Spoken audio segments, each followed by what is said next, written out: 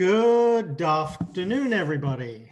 Welcome to QPW number 21, now drinking age in the East Coast of the United States. Very pleased to have you join us for our last webinar of this academic year. This is our last one for this semester, and then we will start up again in the spring. Just want to make sure that everybody can hear me okay. Kevin, yep, perfect. There's a thumbs up. We will be announcing the initial raft of webinars for the spring. We have some terrific people lined up for February and March, and we will move into April and May as well. So if there are people who would still like to present within the series, please send me an email. Volunteer yourself or suggest other people, and we have a few spots left for that to happen.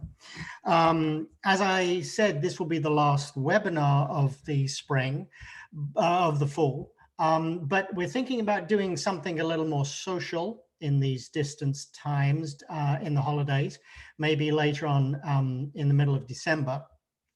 Maybe do something fun like a queer-orientated quiz that is a little political, a little social event where we can have some drinks at the same time and chat. So I'll be sending out an email to gauge interest in that, and hopefully we can do that in the middle of December. As I said, we are blessed to have a variety of different scholars and authors and advocates and politicians within the series. And today I am very excited to welcome Kevin Guyan to our presentation stage, who is going to be talking about something that I think will be of increasing salience to all of us as researchers and advocates over the next few years, which is the intersection of data, of big data, of understanding the identities and self-identification of people around the world. And Kevin has been doing some of the most fabulous cutting edge work around education issues, around inclusion, and around understanding the queer community within the United Kingdom. So Kevin is going to speak to us about his work on the census in Scotland, and I'm sure it'll touch upon other issues of collecting data around the queer community as well, both in the UK, but also globally. Kevin has a PhD from University College London from 2016 and is based in Edinburgh and works directing research at EDI in Scotland. Most recent or forthcoming book is Queer Data, Using Gender, Sex and Sexuality Data for Action. And I think this will be a really important new front line for many of us to understand how this data is being collected and the political and social implications of how the data is collected. So without further ado, let me hand over to Kevin. And just to remind you that if you'd like to ask a question after the presentation is done, please send me a chat message just saying you would like to be on the list to ask a question. You don't actually have to tell me what the question is. I'll just keep a list of those who want to get in and have a comment or question in the second half of our hour today. So welcome to Kevin Guyan, and we will enjoy your presentation.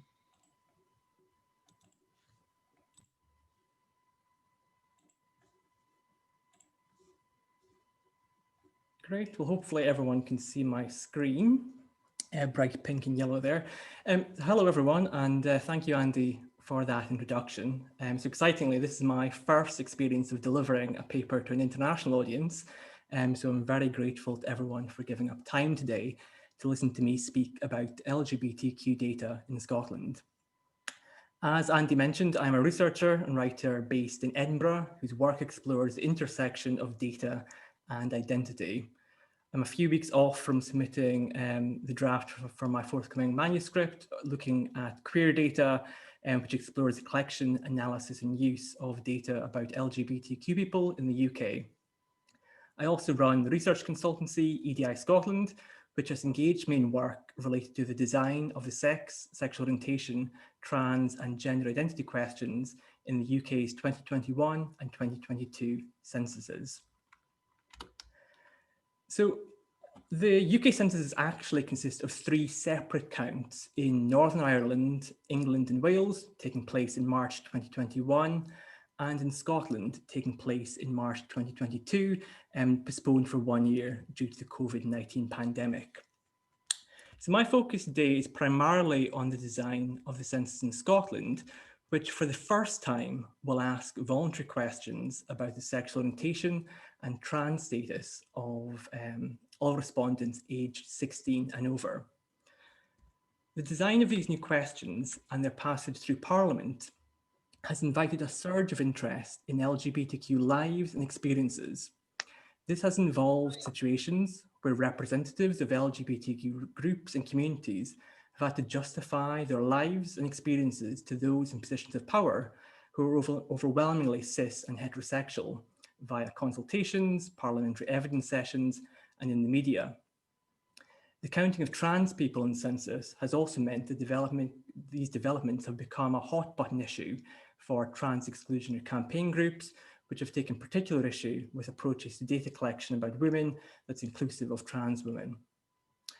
The inclusion of LGBTQ people in the census has therefore not been a straightforward success story, as some might wrongly assume. In today's paper, I plan to turn a critical eye to these developments and explore 3 key themes related to LGBTQ inclusion. So firstly, I'm going to look at the sex question and the discussion of non-binary identities. Secondly, the sexual orientation question and the use of predictive text technologies. And thirdly, the trans question and disagreement over the term cis in the census. Before addressing these themes in greater detail, though, I first want to outline the intellectual scaffolding where I hang my arguments. So my account of the census explores the tension between identity construction at the levels of the individual and the population, and argues that the state's collection of census data is not simply a case of knowledge for knowledge's sake. When we challenge the primacy of the census as an exercise in knowledge construction, this opens up new considerations as to the purpose of asking questions about sexual orientation and trans status or history. The addition of these questions to the census might seem like LGBTQ people are belatedly invited to a party which they've been historically excluded. However, this historical moment also presents a double-edged sword. Building on the work of Dean Spade and his concept of administrative violence and the expansion of this work in Anna Lauren Hoffman's work on data violence, my paper examines how LGBTQ inclusion in the census risks entrenching harmful data practices. As Foucault describes in his work on governmentality, greater knowledge of a population can do more than simply strengthen the powers of the state. It can also enhance data practices that govern the borders of what or who is possible. So with this in mind, I first want us to look at the addition of the sex question to the census, and particularly the debate and discussion around the inclusion of non-binary identities. So in the UK, all 3 UK censuses ask the same question about sex with 2 response options, male or female. It is uniquely the only question in the census that requires respondents to select from 2 binary options. However, the question we have today is not the question originally proposed by Scotland's National Statistics Office, National Records of Scotland. During the design of questions back in 2017 and following rigorous testing, NRS supported the inclusion of a non-binary response option to the census. Their research concluded the question was not more likely to invite inappropriate answers, nor negatively affect people's likelihood to respond. Following this research, NRS proposed to change the sex question in the census so that it presented 3 response options, male, female, and other, with provision of a write-in box. NRS argued that the introduction of a non-binary sex question would enable people who neither identify exclusively as male nor female to accurately record themselves in the national count. However, contrary to the research published by NRS, the committee in the Scottish Parliament, who had oversight of the design, voted on the matter and recommended maintaining a binary question in the next census. So this turn of events exposes a tension between the collection of census data as an exercise in knowledge construction versus the protection of status quo identity categories that make sense to those in existing positions of power. Moving on to the second area of questions, the sexual orientation question. Scotland's 2022 census will ask the following question. Which of the following best describes your sexual orientation?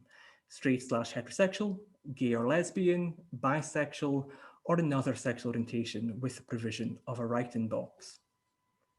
The question asks about sexual identity rather than sexual attraction or sexual behaviour or a proxy measure, such as whether the respondent is in a same-sex relationship. In narrowing the information captured about sexual identity, it is likely that the census will undercount or fail to count at all people who do not identify with the labels gay, lesbian, or bisexual, but may have experience of same-sex attraction or engage in same-sex behaviour. The 2022 census will follow a digital-first approach, which means it's expected that most people will respond online. The move online is quite exciting and does open up new possibilities as to the technology that NRS can use to collect and analyse data. One example of this is the use of auto-populate text boxes for those who start typing in the other write-in box on sexual orientation, religion, nationality, and ethnicity boxes. Now, for those wondering what on earth is an auto-populate text box, This is a technology that auto-completes the response option when someone begins to type text into an online box. For those answering other, they would have the option of accepting an auto-populated response or choosing something entirely different. NRS explained that this new technology would improve the respondent experience, data quality, and efficiencies in the coding of data. However, following the announcement of plans to use this technology, media attention focused on the draft list of 21 response options that would auto-populate the write-in box for the sexual orientation question. Organisations, including the Christian Institute and the Catholic Church, expressed opposition, while LGB Alliance, a UK trans exclusionary campaign group, argued that the proposal would suggest that other sexual orientations exist beyond attraction to opposite sex, same sex, or both sexes. NRS subsequently wrote to the Scottish Parliament to announce that it had made the decision not to use predictive text technology for the sexual orientation question. However, the letter also noted that NRS would proceed with use of this technology for questions about religion, nationality, and ethnicity. Now, considering the complexity of religious, national, and ethnic identities, what does this example from Scotland's census tell us about the technology used to improve the data quality collected about sexual orientation? I suggest that outrage expressed had less to do with proposed technology and more to do with efforts to shore up a fixed definition of sexual orientation linked to a binary and trans-exclusionary understanding of sex. So lastly, and perhaps the most troublesome of the three questions related to gender, sex, and sexuality, the question on gender identity or trans status or history. In England and Wales, the question asks, is the gender you identify with the same as your sex registered at birth? With the response options yes and no, and a write-in box for those who answer no. The question, however, in Scotland differs, which I'll come to a little bit later on, but before getting on to that, the Office for National Statistics, which runs the census in England and Wales, describes this question as a gender identity question, although it does only collect data about the gender identity of those whose gender differs from their sex at birth. Cis people whose gender is the same as their sex registered at birth must select the response option yes, and are therefore unable to put text in the write-in box below, such as man or woman. In Scotland, the question is described as a trans status or history question and asks, do you consider yourself to be trans or have a trans history, with the options no, yes, and a write-in box. The decision to depart from a shared question was based on research conducted by the two national statistics offices. Stakeholder engagement in Scotland identified a preference for asking a direct question about whether someone identified as trans or had a trans history. In other words, someone who had fully transitioned to a binary sex or gender and no longer identified as trans. Testing also found that a trans question produced good quality data, whereas community testing in England found that the question format was not well understood, with a higher level of understanding for a question about gender identity. Now, although the design of the trans and gender identity questions differ in England, Wales, and Scotland, the question isn't being asked in Northern Ireland, they both attempt to navigate the same goal: avoid use of the term cis in the census. To explain this argument, it's helpful to consider the format of other census questions on identity characteristics, where respondents are asked to select the option with which they most closely identify. Questions require respondents to affirm an identity, I am white Scottish, rather than negate an identity, I am not Indian Scottish. The design of the trans question departs from this approach, as they require the majority of respondents, estimated to be around 99% of the population, to answer in a way that negates an identity, I am not trans. Florence Ashley has noted that in English, currently no words exist in our vocabulary for the broad category, which includes being trans and being cis. As Ashley explains, this means that whereas the gay-straight binary, which renders invisible bisexual, pansexual, and other queer people, can be avoided through discussions couched in terms of sexual orientation, no analogous notion exists in relation to trans and cis people. I recognise that the term cis is new for many people, and there is a high risk that asking about it in the census might jeopardise the quality of data returned. However, looking forward, a question to differentiate the cis and trans populations needs to adopt the same format as other identity characteristics to challenge the normalcy of cis experiences and begin to problematize the cis-trans binary. So I feel like I've so far painted a fairly critical account of gender, sex and sexuality data in Scotland's census, which leaves us asking the question, what do LGBTQ people stand to gain from being counted? Data can play a key role in responding to government consultations and engaging politicians to change and protect laws, educate and empower individuals to make a difference, use the media to change narratives about LGBTQ lives and experiences, and work with institutions to create spaces that are both inclusive and equal.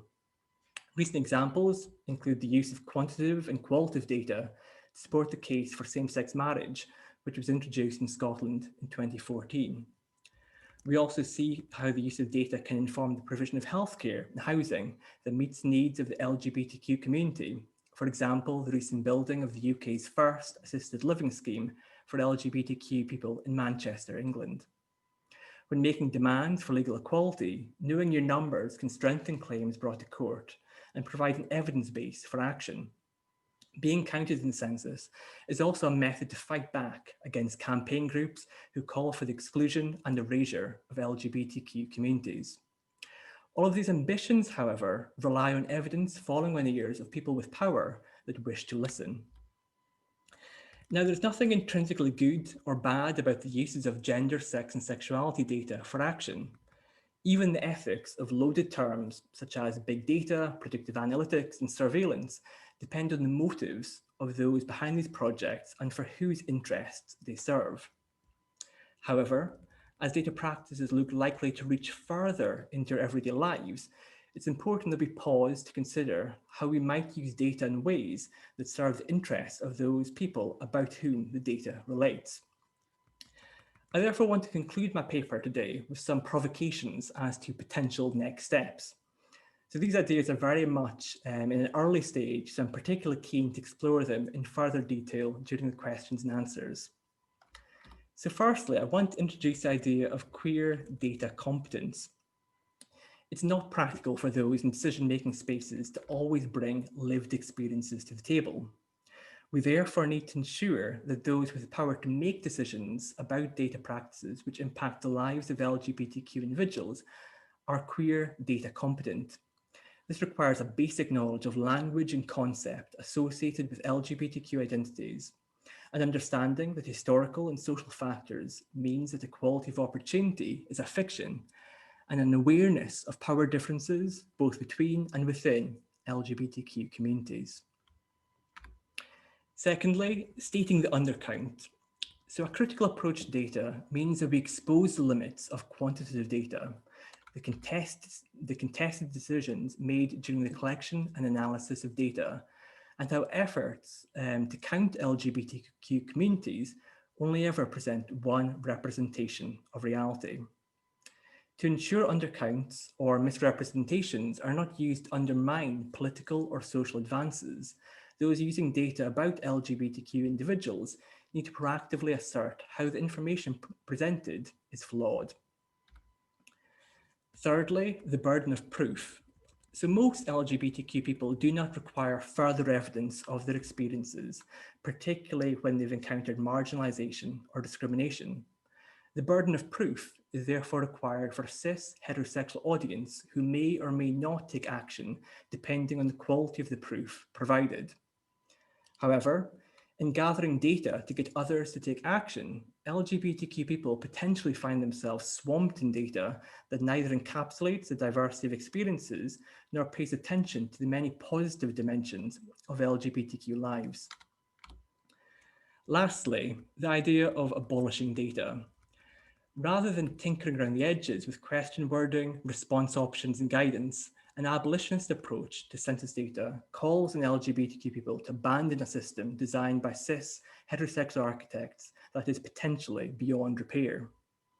In the US, several data justice groups on the collection of data about Black people have highlighted what might be gained from an abolitionist approach, most notably the work of the Data for Black Lives Matter, Data for Black Lives movement.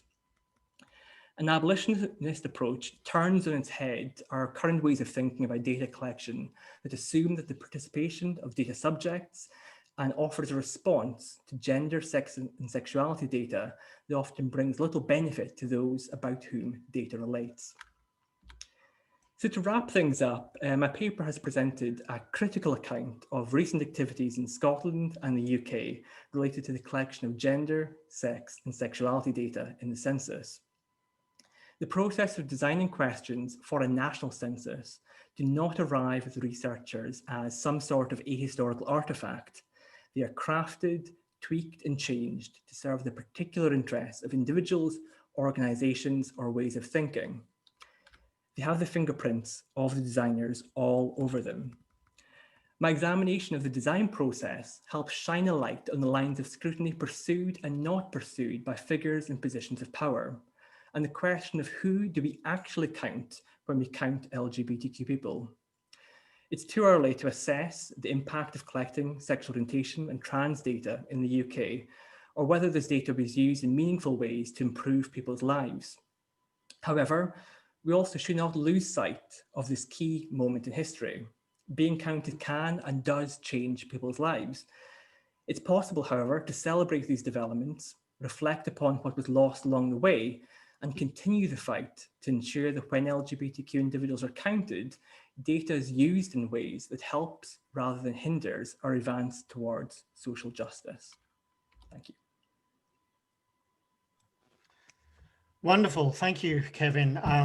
I personally found that just fascinating because my work, I think like many of us, has always assumed almost the natural inevitability of the need for data and counting and really understanding the magnitude of the community, which has obviously been undercounted for so long historically.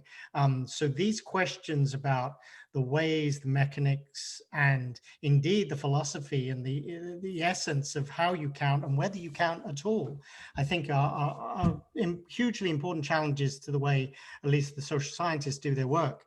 Lots of things to unpack here. Let me start with Lawrence Cooley with the first question. And let me also urge anybody else to send me a note saying they want to be on the question list so we can have a broad discussion afterwards. Lawrence.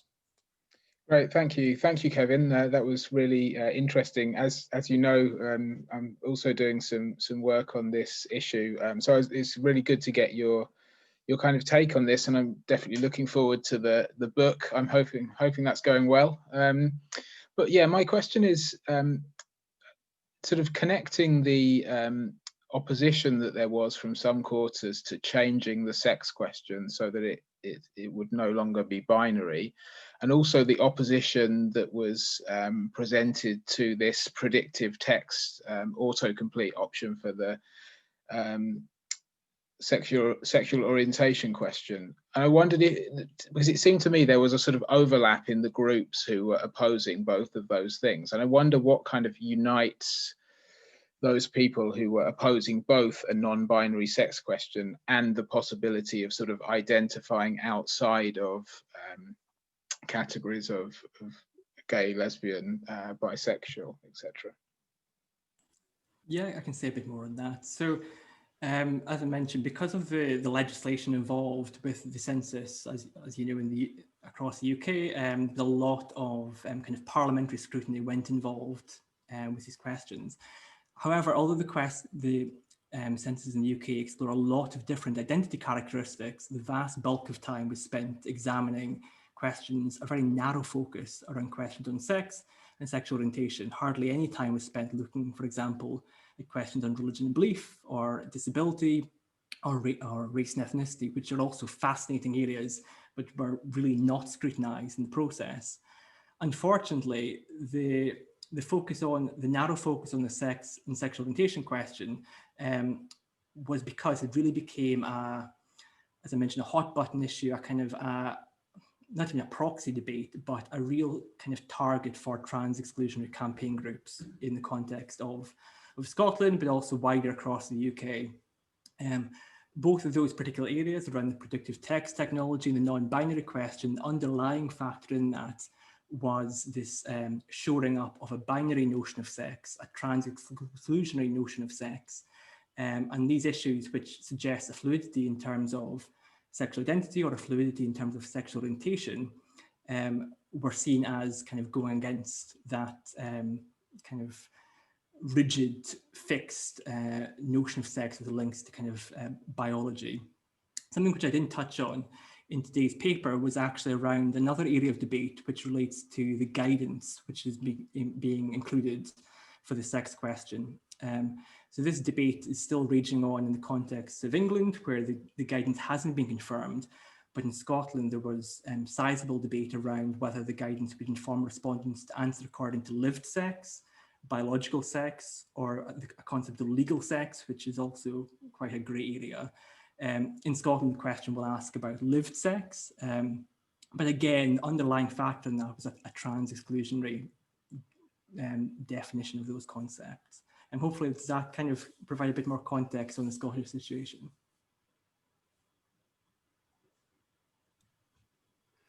Good, fabulous. Let us turn to Pancho Mulungeni. Yes, thank you so much.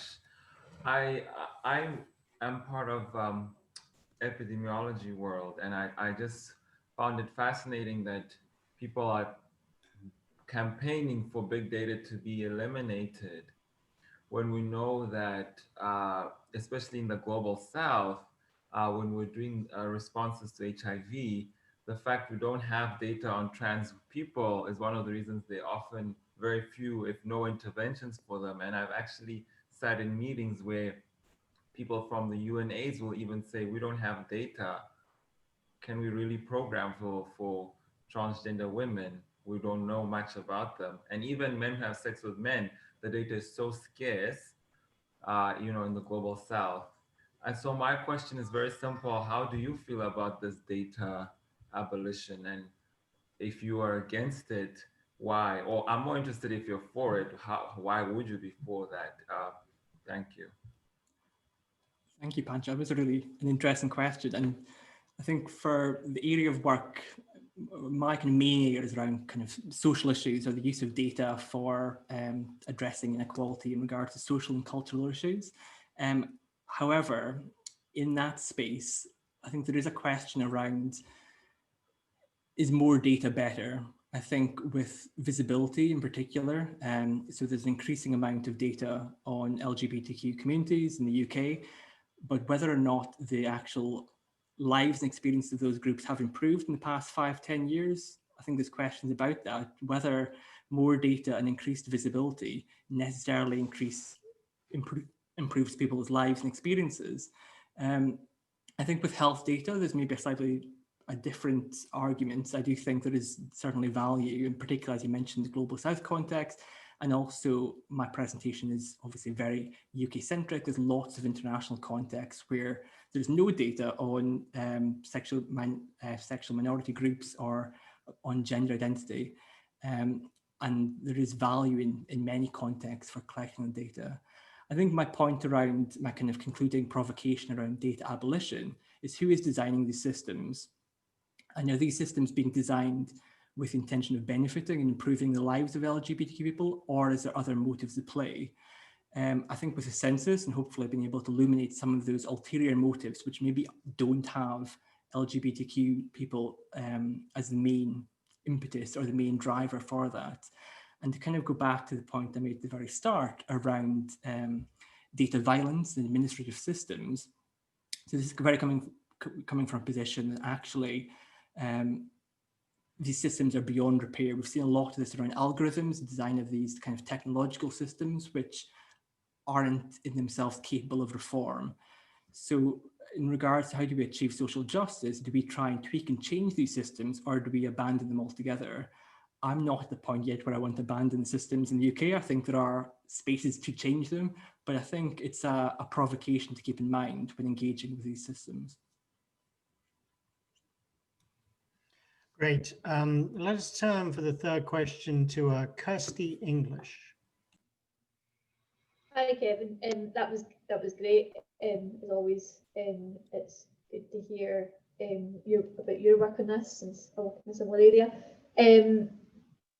So I'm aware of that we've got quite similar views on this matter, but I was just wondering if you had any thoughts on how, going kind of forward, when we're kind of promoting kind of like the stuff you were saying about having people who are working with queer data being informed about the data and being informed about the how it should be applied, how it should be understood. Going forward, how do we kind of argue for that without like the need for inclusive data being seen as an end in itself, rather than like a means to other like a means to addressing the needs of LGBTQ plus people. I just worry that, given that a lot of issues get kind of co-opted, there's a lot of focus on individual sort of small scale issues when it's more their means rather than ends, sort of thing. Were you thinking around the kind of the competence question? So this idea, how do we upskill people's competence in queer data issues?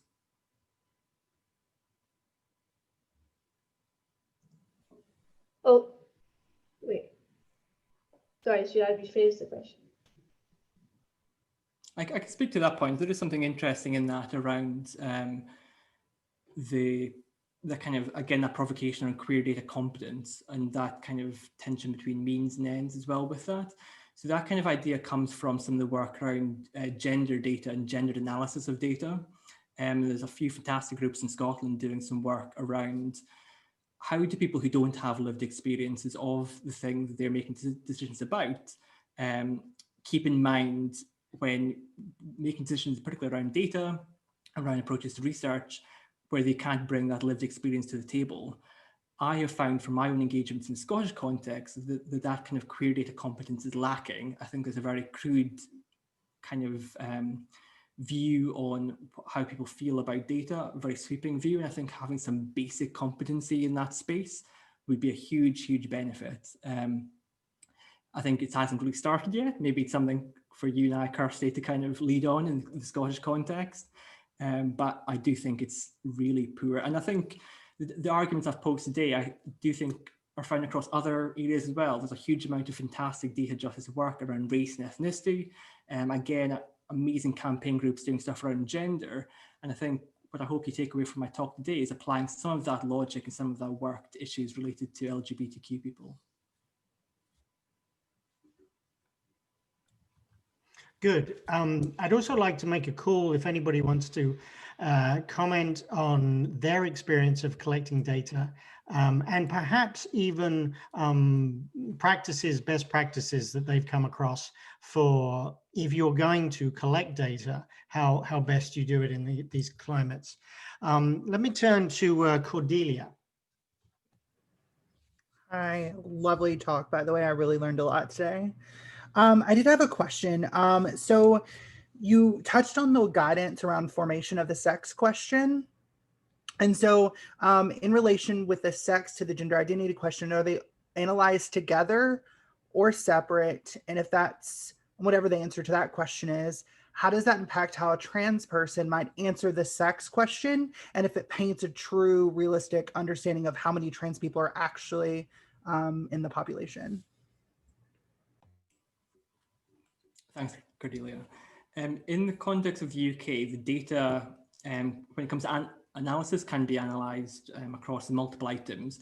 The design of these specific questions is that they are intended to give an indication of the size of those populations in isolation. So, for example, the trans question in Scotland, which I think is one of the best questions I've seen internationally, asking a question, do you identify as trans or having a trans history?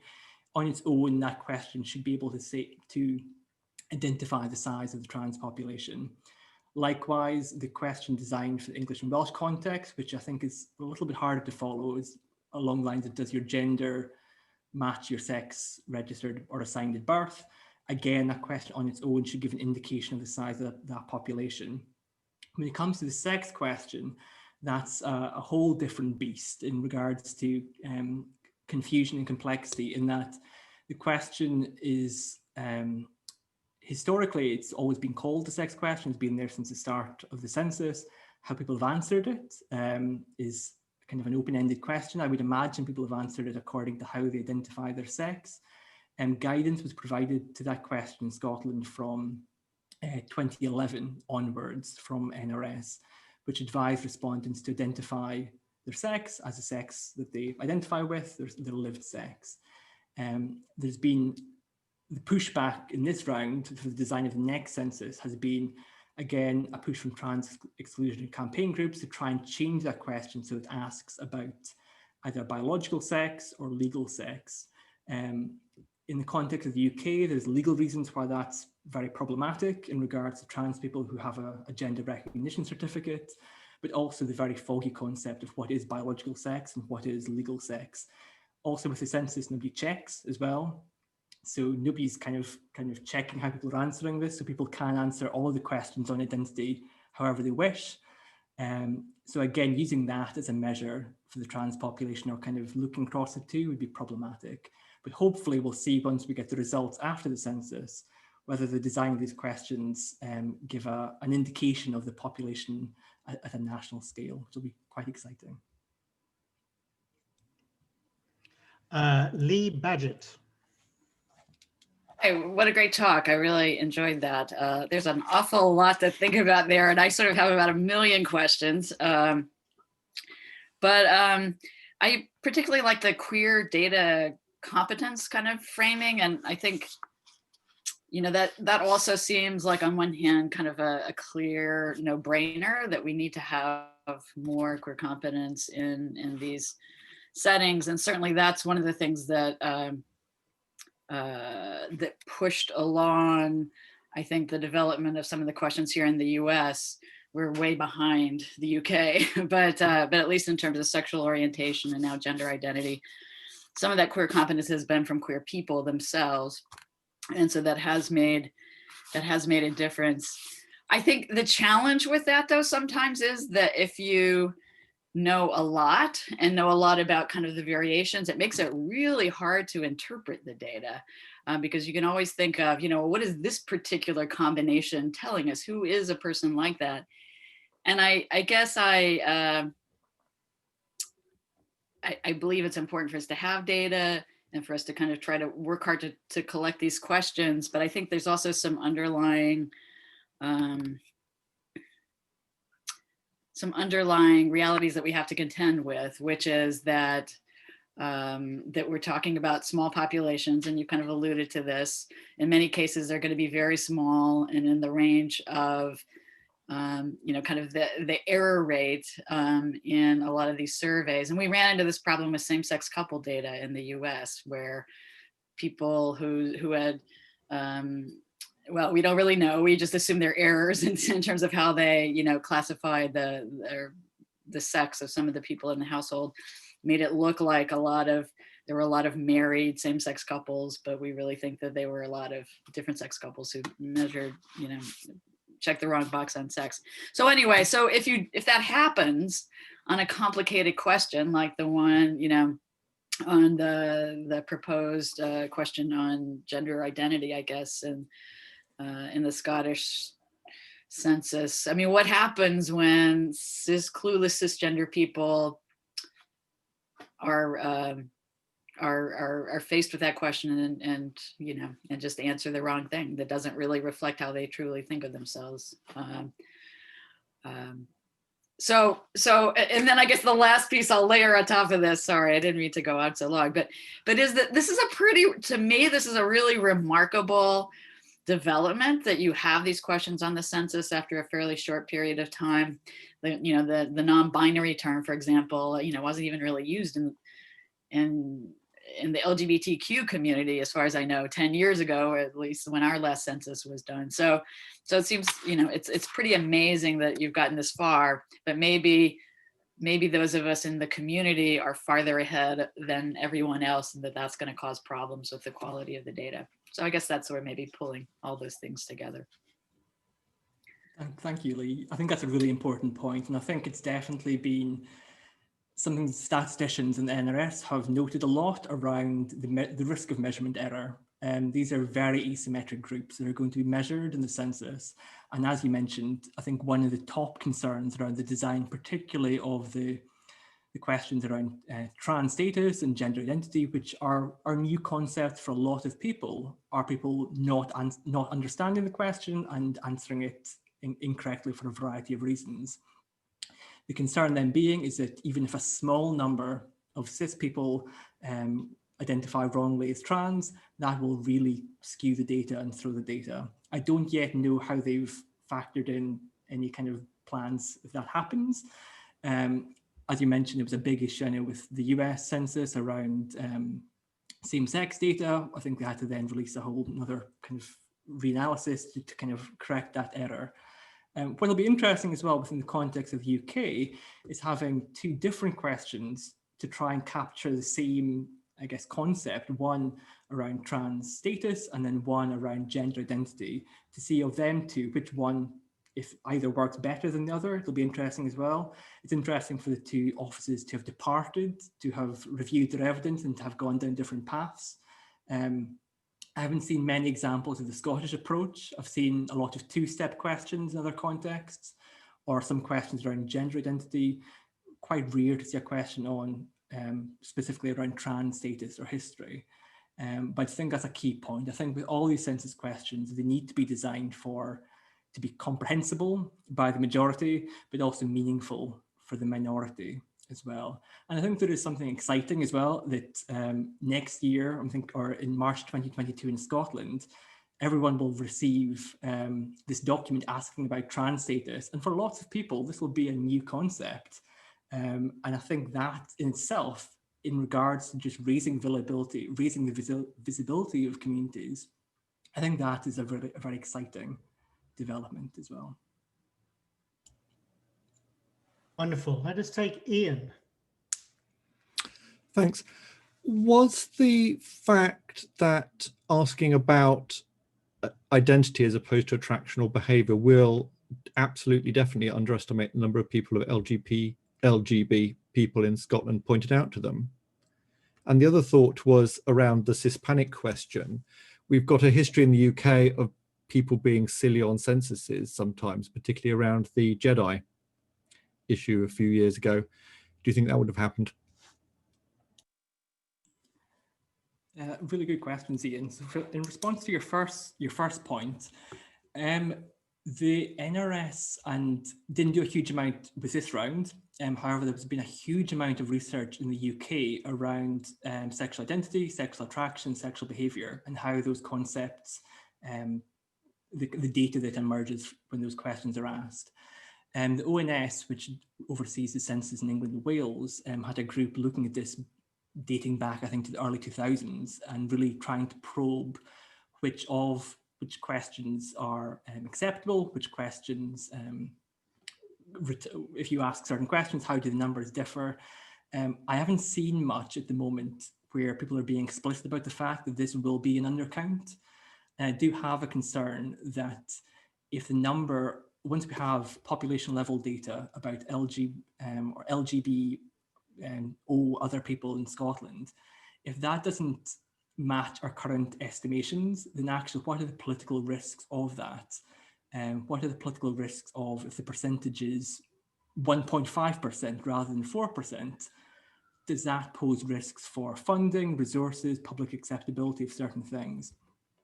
I think that's why in my kind of final provocations, I really wanted people to be kind of shouting about the fact that this will be an undercount. This is one measure, one dimension of sexual orientation being captured in the census. And then in response to your other point, it is a risk. I do wonder if that's one of the rationale why they have been very hesitant about use of the word cis in the census. Again, the word cis for kind of many trans exclusionary campaign groups is a no-go. It's viewed as a positioning women as a subgroup of women. I think if there was a move to have included the word cis in the census, there would be calls to spoil that question, which would obviously create concerns for the data quality. I haven't seen anything at the moment. There is a risk, as you say, with the question on religion, people answering Jedi, that might that might be the case. We'll need to wait and see what happens. Great. Let's take Phil Crin.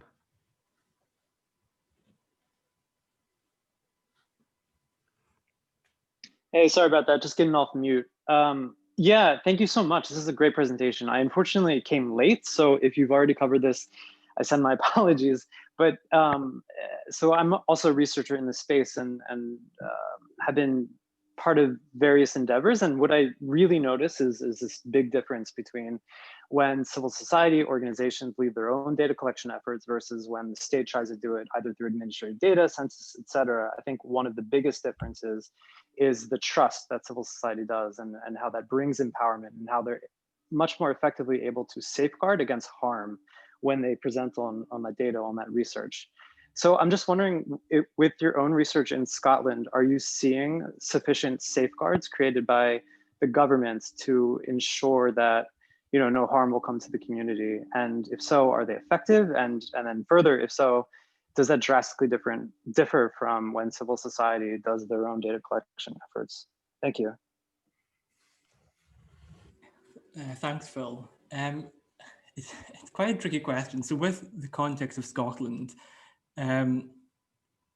unfortunately, very prominent politicians in positions of power around the design of the census have been not in a position to be safeguarding or looking after the interests of LGBT groups, actually inflaming the situation and making the process around the design of the questions far more invasive, far more humiliating than need be. I think I mentioned around this need to prove evidence as proof of your own existence. In regards to that element of the design process, it hasn't been the case. I also haven't seen anything at the moment around what will happen during when these issues are discussed, when everyone's completing the census. It will again attract a lot of scrutiny, a lot of attention to LGBT groups. And I haven't seen anything at the moment where the government is putting in place measures to safeguard that. There's been quite a lot of pushback in the UK around the concept of self-identification. Again, with a narrow focus on sex, whereas we are self-identifying for all the questions in the census. Again, some of that, I think questions will re-emerge when the census is conducted in March in England and Wales, and then the year after. And I would hope that the government is thinking about some of these issues that they're opening up by asking these questions. There are fantastic LGBT groups and LGBTQ organisations who I know are putting in place measures already to try and support those in the local communities. But at a national level, I would like to see some effort to consider by asking everyone this question, what are they potentially opening up and to people who are LGBTQ. Great. Let me ask a question myself. A lot of the data, election data, polling evidence of the last year or so in the US has shown a significantly larger population, sort of queer population, as part of the electorate, anywhere between, say, 7 and 11% of the voting population in the US. And we're trying to tease out the reality of that. But whenever we look at demographics, we're obviously finding that a lot of the growth is driven by younger people identifying as bisexual or pansexual or queer in some way, not necessarily along a binary, but not defining themselves as gay or straight or lesbian, but they're identifying as bi or pan or queer. Now, in your work with schools and in your work with the census, and obviously assuming that collecting data on balance is a good thing, what are the best practices for capturing that fluidity in sexual attraction, identity, that seems to be such a growing trend among a younger generation, even those under, say, 25? Thanks, Andy. Actually, that's a perfect question because I can speak to another hat that I wear. So I'm not here speaking on their behalf today, but I do work for a higher education organisation in the UK and that works with staff and students to address issues of equality, diversity and inclusion. And my role with that organisation is in being involved in the analysis of nationwide data on university students, which are primarily people around the ages of 17, 18. That data captured cuts across all of the characteristics in the UK, one of which being sexual orientation. And as a data set, it is fascinating because, as you mentioned, the diversity of sexual orientations among the younger cohorts of people in their late teens is very different from what we would see in census data. With this national data collection, it does allow people to answer other, so another sexual orientation beyond lesbian, gay, bisexual, which is also planned for the UK censuses. What I think is going to be interesting as well is this write-in box. And I think that's where lots of that information might be captured in the census, is that write-in box where people can write in polysexual, pansexual, or queer. And I hope that it is analysed as well and meaningfully by the offices.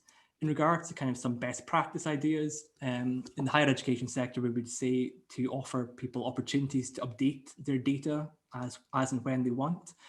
So don't do a kind of standard collection practice at the start of your course or at the start of the year. Give people the opportunity to change it as and when they want. And also with qualitative text analysis software, that is getting better each year. So actually we are able to do more meaningful automated analysis of write-in boxes. We might arrive upon a feature where all the questions are just write-in boxes and computers are able to make sense of those answers. And so again, the provision of a write-in box would be something that would be recommended. Great, thank you. That's really useful. Let's take a second question from Lawrence. Yeah, thanks for the opportunity to be greedy and ask another question. But this just sort of came to my mind when Lee was talking about sort of issues of people sort of ticking the wrong box by mistake, but also some of the discussion in the chat about the sort of seeming inevitability of an undercount. The one thing that we haven't really talked about is the fact that so the sexual orientation question, I think also the trans status question, right, are going to be voluntary. So I think quite a predictable outcome here. And I think this was demonstrated when in New Zealand they sort of tested similar questions, is you get a higher proportion of people not answering the question than identifying as a sexual minority. So I sort of then wonder what's the discussion and interpretation of those results going to be? How is that going to play out, and how are we going to try and work out if, say, 10% of the people, percentage of the 10% of the population don't answer the question? Do we reckon that that is a mix of heterosexual people who object to the question and sexual minorities who are worried about disclosure? Is there any way we can kind of tease all of that out? Because it seems to me inevitable that's going to happen. I think that's a really fascinating question and something I would love to learn more about, the kind of breaking down on the absences in the data. So who isn't answering a question, for what reason aren't they answering a question? What's going to be interesting as well is, as you mentioned, all of the questions on sexual orientation, trans and gender identity are voluntary. In Northern Ireland, interestingly, I found out today, they're asking a question on sexual orientation. And again, I believe it's a voluntary question, but they are providing a prefer not to say response option. So again, there's something interesting about the difference between a voluntary question, which you can skip, versus a question where you can have a prefer not to say option. And again, that agency of registering that you've registered the question, but that you choose not to disclose that information. I think going forward as well, I think in all of this work, we need to pay more attention to people who don't share their data. And I think in quite a lot of people who work with data, we don't even think about non-respondents or people who aren't engaging in the practice. And I think there is greater need for us to be thinking about people who are making a decision to refuse to share their data. And I think particularly with data and identity, and obviously with all of our engagements on Twitter and Facebook and all of this kind of capture of our data, how do we build in spaces for people who do not want to be sharing sexual orientation, trans data? And I think not having a prefer not to say option, for example, is perhaps not facilitating that ability to refuse to disclose information. But yeah, I think it's going to be interesting, or if there's any recommendations on papers on kind of that information about who would choose to skip and what's the breakdown on how do we read that information. Thank you, Kevin. Thank you so much. This has been a really important conversation around a crucial issue that I know the conversations will continue and continue as we begin to get into this field much more strongly within the data gathering and state world. Just to remind you that Kevin's book is forthcoming. You can hopefully pre-order from Bloomsbury, Queer Data, using gender, sex, sexuality data for action. So I thank Kevin so much for presenting us today so well, so concisely and clearly. And thank you all for your questions. And thank you all for your participation over the last couple of months in this fall series of QPW. As I said, we will continue again in the spring, and I would like to solicit applications to be part of the series in the spring. And I will be sending out an email letting you know the schedule we already have for the spring, and also this idea of a more fun social event that we'll put on in December. So keep well and keep safe, and thank you all for being part of this. And we will see you at some point, maybe in a few weeks' time. Okay, thank you, Kevin. Thank you, everybody. Thanks, everyone. Bye-bye.